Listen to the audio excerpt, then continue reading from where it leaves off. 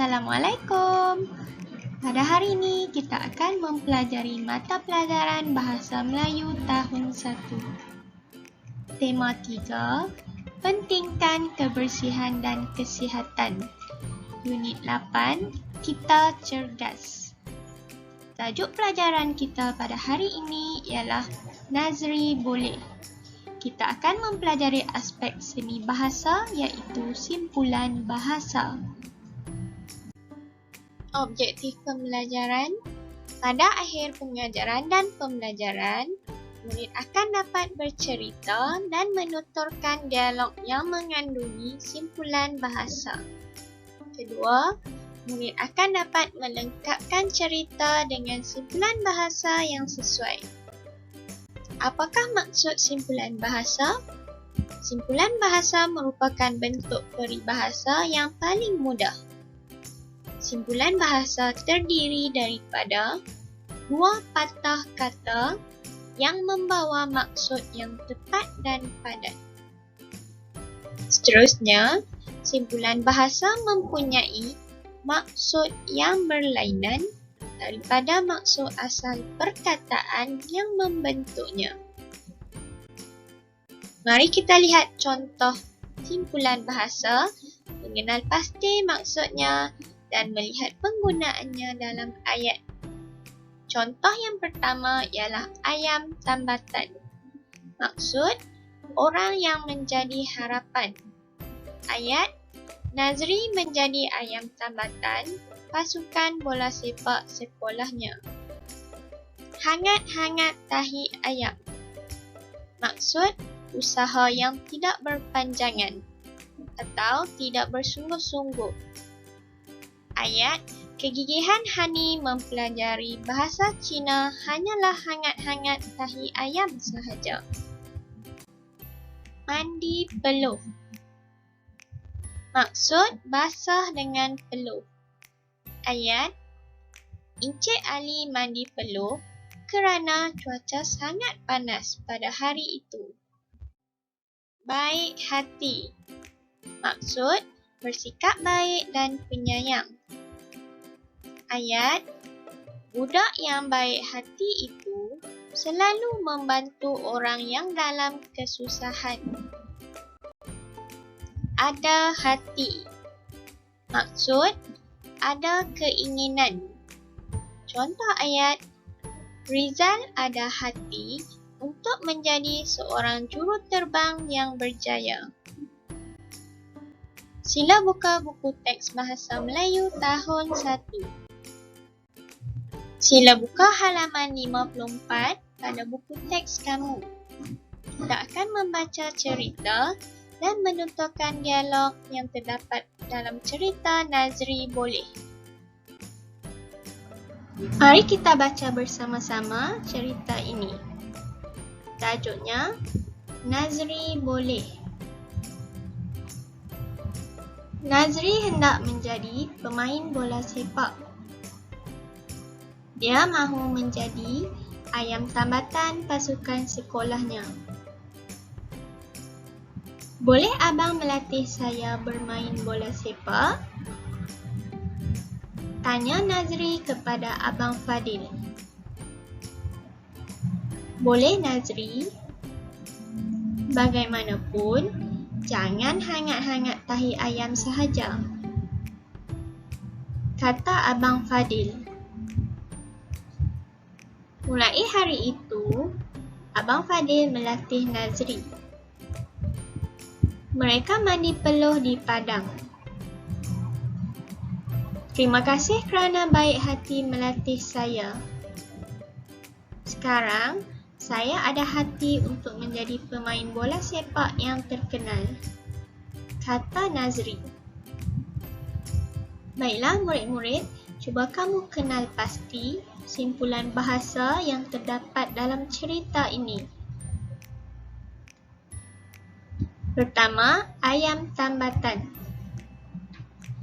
Kedua, hangat-hangat tahi ayam. Ketiga, mandi peluh. Keempat, baik hati. Kelima, ada hati. Masihkah kamu ingat maksud simpulan bahasa ini? Cuba lihat sudut bijak bahasa pada buku teks kamu. Mari kita lihat maksud simpulan bahasa yang terdapat dalam cerita tadi. Pertama, ayam tambatan. Maksudnya, orang yang menjadi harapan. Kedua, hangat-hangat tahi ayam. Maksudnya, usaha yang tidak berpanjangan. Seterusnya, mandi peluh. Maksudnya, basah dengan peluh. Keempat, baik hati. Maksudnya, bersikap baik dan penyayang. Kelima, ada hati. Maksudnya, ada keinginan. Cuba kamu hafaz maksud ini supaya kamu lebih mudah memahaminya. Sila buka buku aktiviti Bahasa Melayu tahun 1, jilid 1. Sila buka halaman 61 pada buku aktiviti kamu. Mari kita baca arahan pada latihan ini. Lengkapkan cerita dengan simpulan bahasa yang sesuai. Kemudian, sampaikan cerita. Cuba lihat jawapan yang telah disediakan, iaitu terdapat 5 simpulan bahasa. Putus asa, suka hati, baik hati, perut kosong dan anak tunggal. Terdapat maksud simpulan bahasa pada info bahasa pada bahagian bawah muka surat ini. Mari kita baca maksudnya. Putus asa. Tidak menaruh harapan akan berjaya. Perut kosong. Maksudnya lapar atau belum makan. Baik hati. Bersikap baik dan penyayang. Anak tunggal. Anak satu-satunya dalam sesebuah keluarga. Suka hati. Seronok atau gembira. Mari kita baca petikan atau cerita ini. Puan Alia ada 40 bernama Fatin. Jawapannya, anak tunggal. Bermaksud Fatin merupakan satu-satunya anak Puan Alia.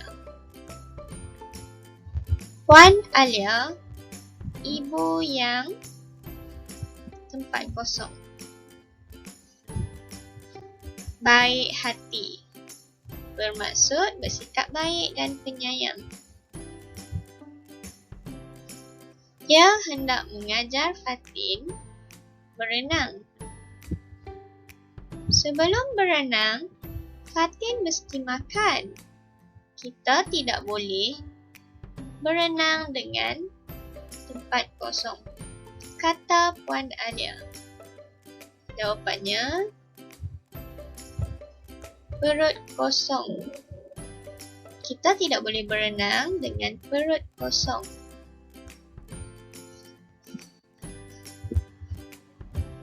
Baik, Mama, kata Fatin.